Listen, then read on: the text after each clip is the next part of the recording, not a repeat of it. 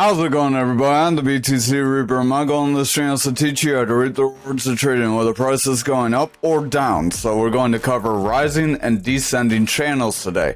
They are patterns where you get a consistent breakdown with consistent highs and consistent lows one way or another.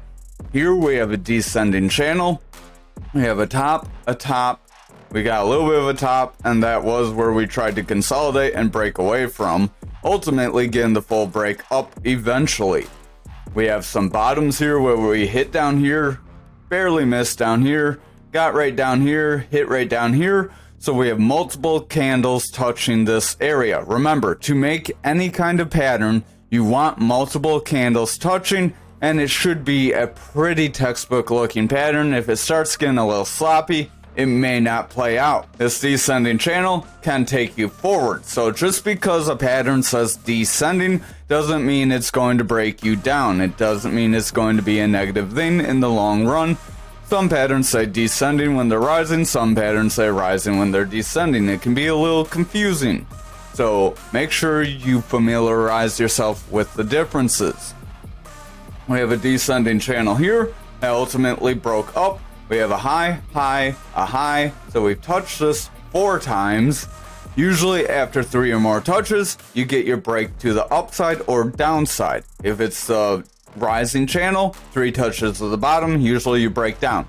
We got 3 touches to the bottom, tried to get a scam breakdown. So that's an example right there of how whales will try to manipulate you and make you think that your pattern will not happen, because if you would jumped out on this candle, you will miss this ride up. We have another descending channel right over here that led into a rising channel. Descending channels usually happen around the tops of patterns. Rising channels usually happen around the bottoms.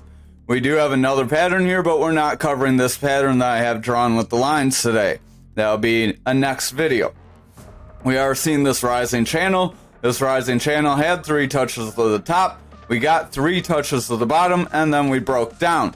We attempted to retest this channel. We came back up after breaking down.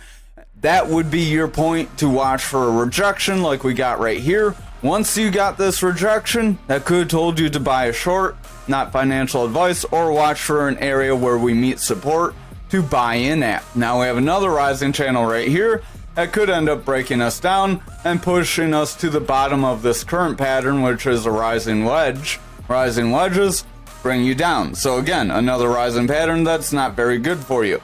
If we come down, hit the support, we could see this pattern play out, but that's going to be a different video.